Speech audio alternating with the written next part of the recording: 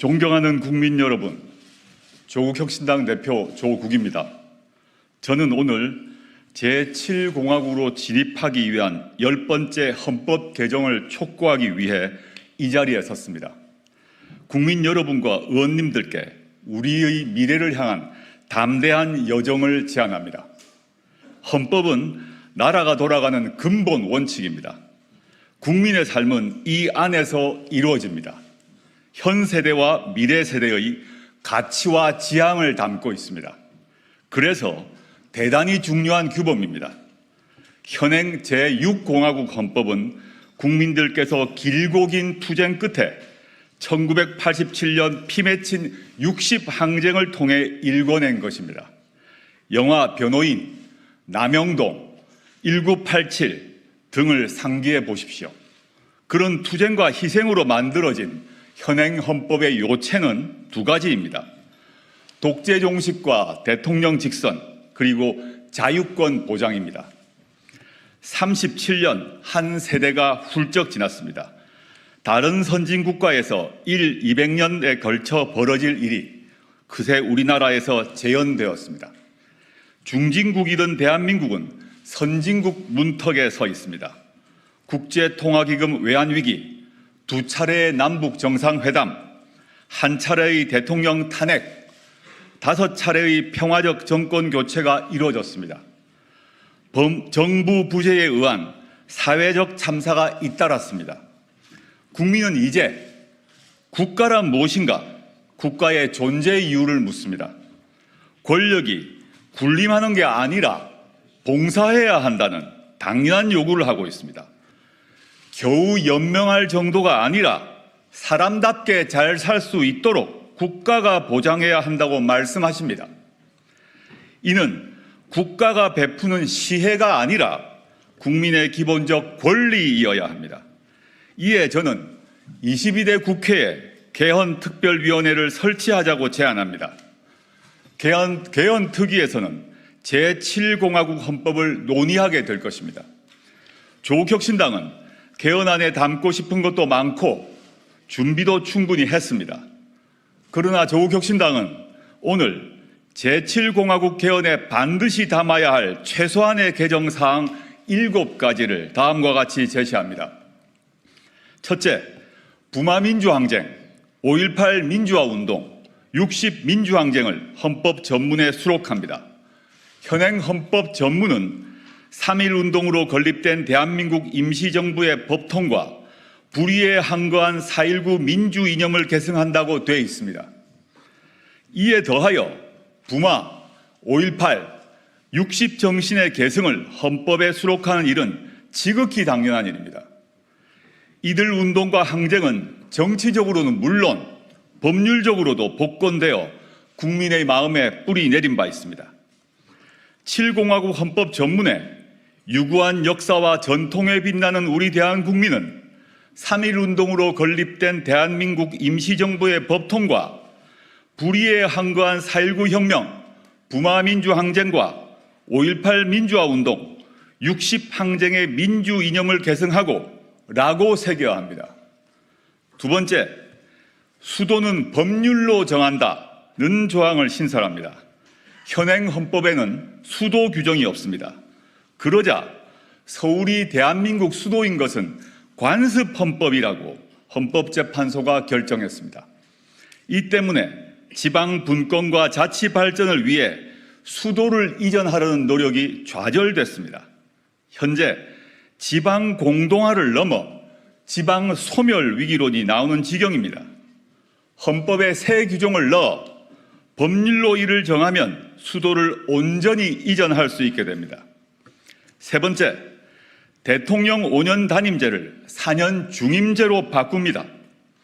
1987년 헌법이 대통령 단임제를 채택한 이유는 딱 하나입니다.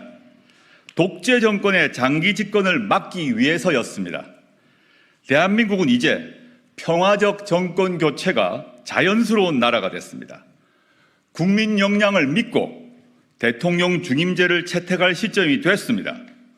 책임 정치를 구현하고 국정의 연속성과 일관성을 강화하기 위해 중임제로 바꿔야 합니다. 그리하여 현행 대통령의 임기는 5년으로 하며 중임할 수 없다를 대통령의 임기는 4년으로 하되 연이어 선출되는 경우만 한 번 중임할 수 있다로 바꿔야 합니다. 개헌을 위한 국민투표를 2026년 6월 3일로 예정된 지방선거 전에 할지 지방선거와 함께 실시할지는 개헌특위에서 논의하면 됩니다. 혁신당은 가능한 다음 지방선거 전에 국민투표를 실시하고 대통령 선거를 지방선거 때 함께 실시할 것을 요구합니다. 대선과 지방선거 시기를 맞춰 전국 단위 선거 횟수를 줄이면 그만큼 국력 낭비를 막을 수 있을 것입니다. 이를 위해 부칙 조항을 두어 현직 대통령 재임 기간을 조정할 수 있을 것입니다. 네 번째, 검사의 영장 신청권을 삭제합니다. 현행 헌법에 영장은 검사의 신청에 따라 법관이 발부하게 되어 있습니다. 검찰청은 법무부 외청에 불과하지만 준사법기관을 참칭하며 사실상 무소불위의 기소 권력을 누립니다. 통제도 거의 받지 않습니다. 해외에서도 일부 독재 국가를 빼고 이처럼 강한 권능을 가진 검찰은 없습니다. 이로 인한 폐해는 자의적 수사와 기소권 남용을 넘어 검찰 독재 정권의 탄생으로 이어졌습니다. 이에 영장 신청권을 헌법에서 삭제하고 신청 주체를 법률로 정하도록 합니다.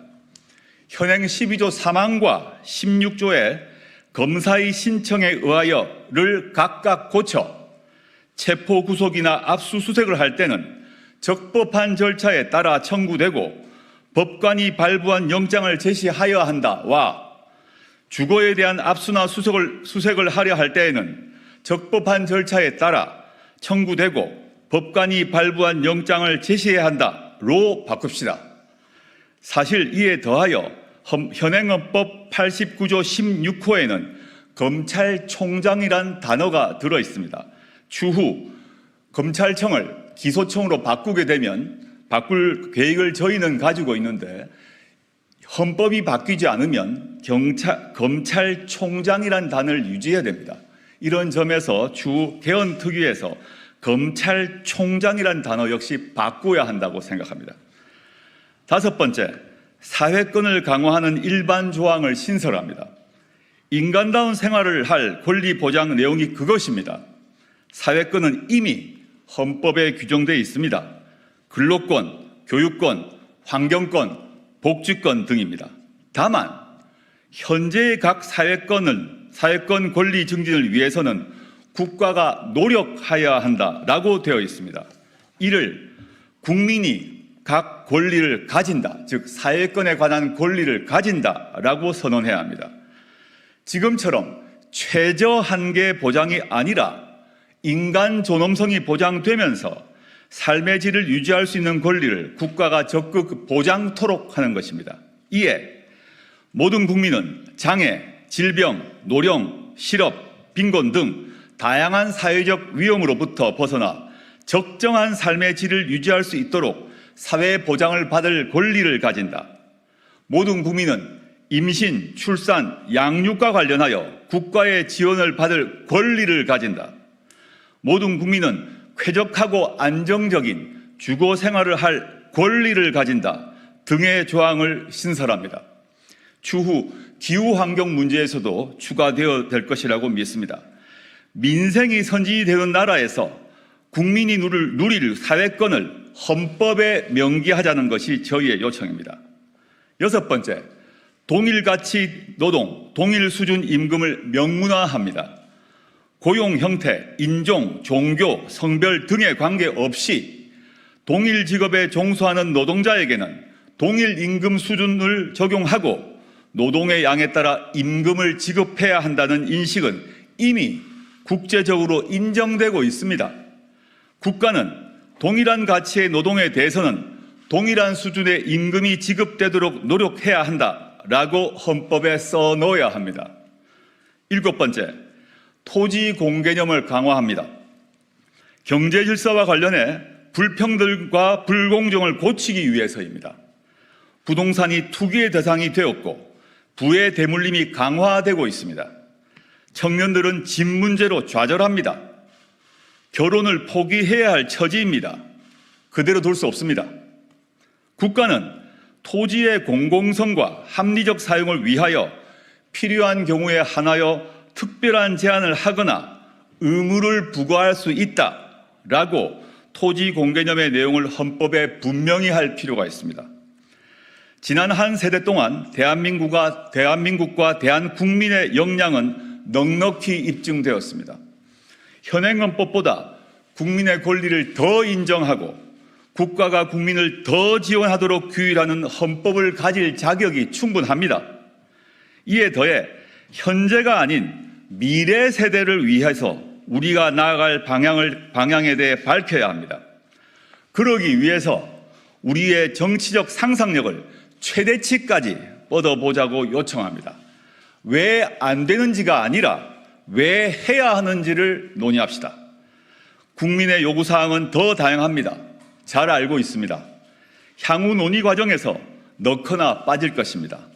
저는 정치권과 국민이 참여하는 열띤 논의를 통해 결정될 것이라고 믿습니다. 우리 헌법 1조 2항은 대한민국의 주권은 국민에게 있고 모든 권력은 국민으로부터 나온다라고 되어 있기 때문입니다. 22대 국회가 열리면 국회와 국민 모두 개헌을 논의합시다. 감사합니다.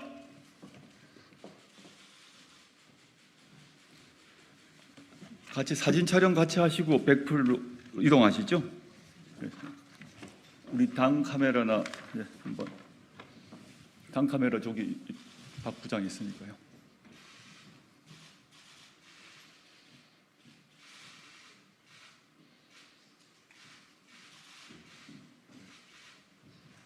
됐습니까? 네, 감사합니다.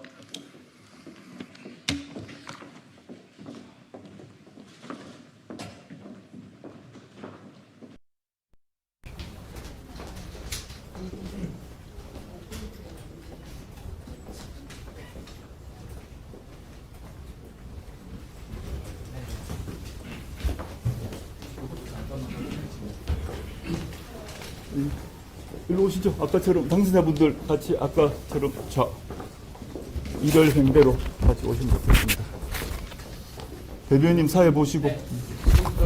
국회 개헌특위 22 제7공화국 개헌 제안 관련 조국신당의 기자회견 레코딩을 시작하겠습니다. 질문하실 기자분들은 손을 들어서 의사 표시를 해주시고 소속자와 성함을 밝혀주시면 좋겠습니다. 안녕하세요. 오마니스 부회장입니다.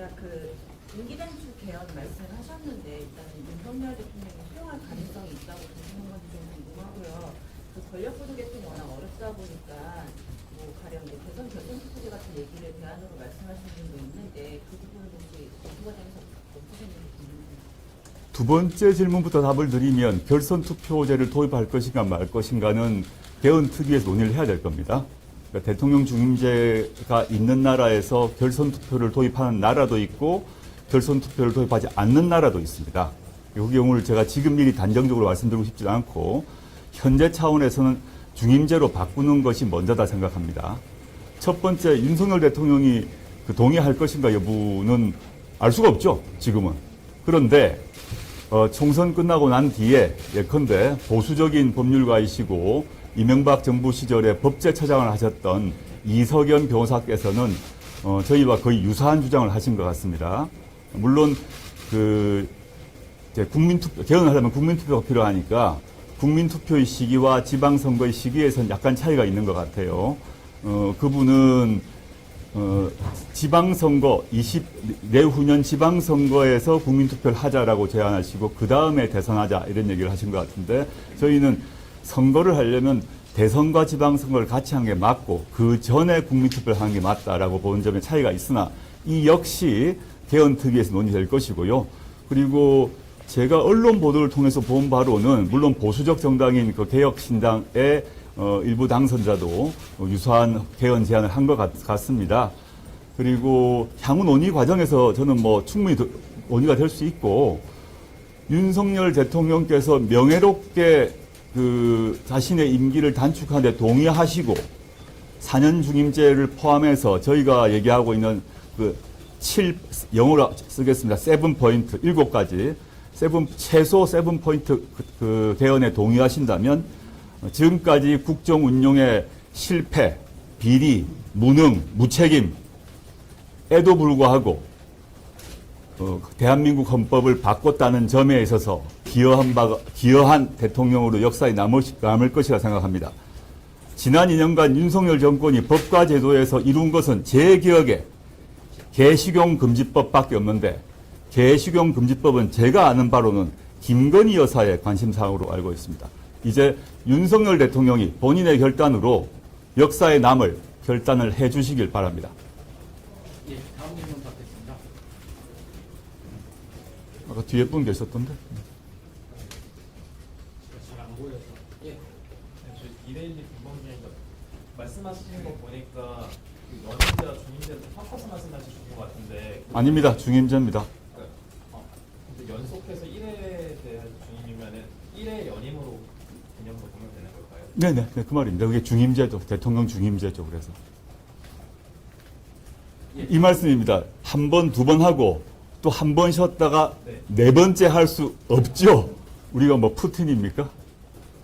그게 중임입니다. 대통령 중임제는 연속 두 번을 할 수 있대. 1, 2, 3, 4면 세 번째 쉬었다가 1, 2 한 사람이 네 번째 나올 수 있냐는 질문이신 것 같은데 그건 중임제가 아닙니다. 1회 하는 거 연임. 네네, 네, 그렇습니다. 대통령 중임제입니다. 연임제가 아니라. 네, 다음 질문 받겠습니다.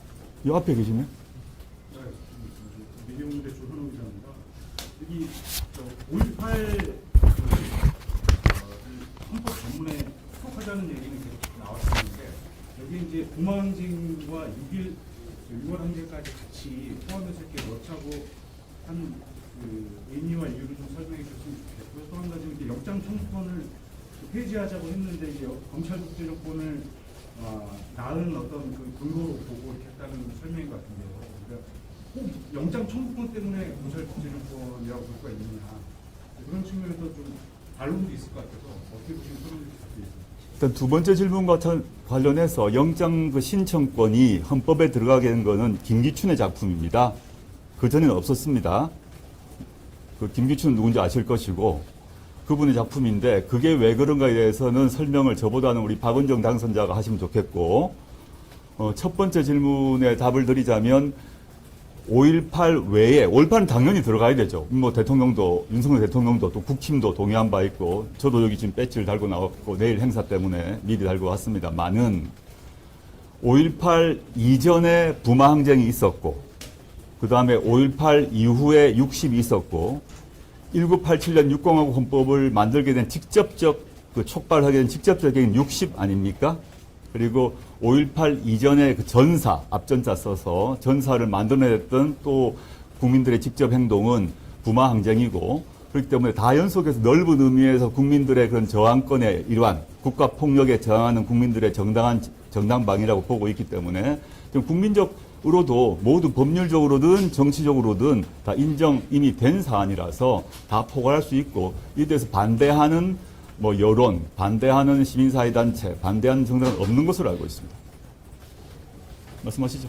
검찰 권력이 지금 독재 정권으로 흐르고 있는 이유 중에 하나가 검찰권 남용인데 검찰은 수사권, 기소권, 영장 청구권, 수사 종결권, 공소 취소권 이 모든 것을 다 가지고 있습니다. 검찰의 권력의 남용을 막기 위해서는 이 수사권과 기소권을 분리하는 동시에 영장 청구권이라는 검찰의 권력이 인신을 구속하는 권한으로서 검찰이 사법통제, 인권보호기관으로서 자리매김해야 함에도 불구하고 직접 수사를 하면서 그 검찰의 입맛에 따라서 그 인신을 구속하고 그것을 정치적으로 이용하기 때문에 검사만이 영장 청구권을 가진다는 그 헌법의 근거 조항을 저희는 그 부분을 개정해야 된다고 생각합니다. 그래서 그 인신을 구속하는 영장 청구권이 민주적으로 통제되고 국민의 감시를 받아서 그 검찰 권력의 남용을 막는 하나의 수단이 될 수 있다고 생각합니다.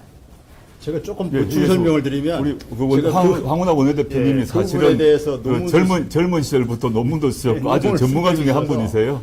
헌법 12조 헌법 12조 3항은 이른바 영장주의를 주장한 겁니다. 16조도 그렇고. 이 영장주의의 본질은 법관이 발부한 영장, 그게 영장주의의 본질입니다. 신청권자나 청구권자가 누구인가는 헌법에 규정될 사항이 아닙니다. 헌법에 신청권자를 규정한 나라는 우리나라밖에 없습니다. 그래서 그것은 이후에 법률에서 신청권자를 누구로 할지는 법률에서 논의할 사항이긴 합니다. 그런 헌법에서는 삭제돼야 한다. 이렇게 좀 이해하시면 되겠습니다. 저도 하나, 네네, 네. 누가 제가 말 좀 기회를 주시면 어떨까요? 더 답 좀, 좀 기다려 주시면 제가 답 드릴게요. 추가를 하자면, 거기 있는 지금 영장 신청권 조항을 가지고, 검찰에서는 과거 헌법재판소 등에서 검찰이 헌법기관이라는 황당한 주장을 해왔고, 그에 대해서 헌법재판소는 검찰은 헌법기관이 아니라고 했습니다. 즉 헌법기관이냐 법률기관이냐 매우 중요합니다. 저희는 헌법재판소도 그랬고 또 저희 모든 학계에서 그렇다시피 검찰은 법률기관입니다. 법률기관이라고 한다는 말은 뭐냐 하면 그 법률기관의 이름, 권한, 조직 등등을 법률로 바꿀 수 있다는 얘기입니다. 그런 맥락에서 헌법재판소에서 받아들이지 않았지만 그간 과거 검찰에서 자신들이 헌법기관이라고 말하는 그 조항을 이번 기회에 정리하는 것이 맞다라고 보고 있습니다. 저기 뒤에. 예, 다음 질문 받겠습니다. 매일경제 미지혜 기자입니다. 지금 대통령 사면 중임제는 소급입법을 말씀하시는 것 같은데요. 잘 못 들었으면 뭐예요? 소급입법. 소급입. 입법을 말씀하시는 것 같은데 윤석열 대통령 다음 임기서부터 4년 중임제를 적용하는 방안에 대해서 어떻게 생각하십니까? 그 역시 개헌특위에서 논의하겠죠. 개헌특위에서 윤석열 대통령은 임기 5년을 보장해 주고 그 다음 대통령부터 4년 중임제를 한다라는 결정을 개헌특위가 할 수도 있을 것입니다. 그건 저의 권한은 아니겠죠. 근데 저희 당은 그건 아니다 생각을 하고 있어서 부칙을 통해서 현직 대통령의 임기를 줄이는 방안이 맞다라고 생각합니다. 예, 잠시만요. 추가받고는 잠시만요. 추가 질문이 있어서 잠시만요. 답변한 거에 좀 잠시만요. 지금 여러분들이 질문을 하고 계신데 하시는 거니까 안 되죠. 추가로 참고가 안 되는 것도 있는 거 아닙니까? 다른 분들도 손을 들고 다른 계시니까 질문 있으십니까? 예. 권력구조 개헌 같은 YTN 이슈인데 아, 네네. 권력구조 개헌 같은 경우에는 아무래도 여야 합의나 이런 것들이 좀 어려워서 야당에서 의료주원 같은 경우는 원포인트로 개헌을 하자 이런 제안을 하시기도 했거든요. 그래서 실현 가능성이나 이런 면에서 혹시 원포인트 개헌에 대해서 대통령 거부권을 제한하는 원포인트 개헌을 하자고 윤호중 의원께서 말씀하신 걸 보도를 통해서 봤는데요. 개헌을 한다고 하면 나라 전체를 바꾸고 국민투표까지 해야 됩니다. 국민투표를 해야 되는 사안에서 대통령 거부권 제한 그거 하나만 가지고 국민투표를 한다는 것 너무 좀 우리가 해야 될 논의 우리 전체 국력이 다 동원돼야 되는데 너무 아깝지 않나 생각을 해요. 하려면 저희가 7포인트라고 한 건데 사실 개헌하려면 한두 개가 아닙니다. 근데 물론 이 역시 개헌특위에서 정해야겠죠. 뭐 7개를 할지 10개를 할지 그건 뭐 지금 예단할 수 없는데 조국혁신당 입장에서는 현식이 최소 필요한 것을 뽑아보니 한 7개가 되었다. 이렇게 말씀드리겠습니다. MBN 관료기자입니다. 수도 이전 관련해서 이번에 제안을 주셨는데 예전에 대표님이 권력기관에 대해서 구체적으로 지방 이전도 필요하다고 말씀하셨는데 네. 혁신당에서 보이시는 지금 뭐 수도 이전이라든지 그런 거는 좀 어느 범위까지 생각을 하고 계시는지 말씀.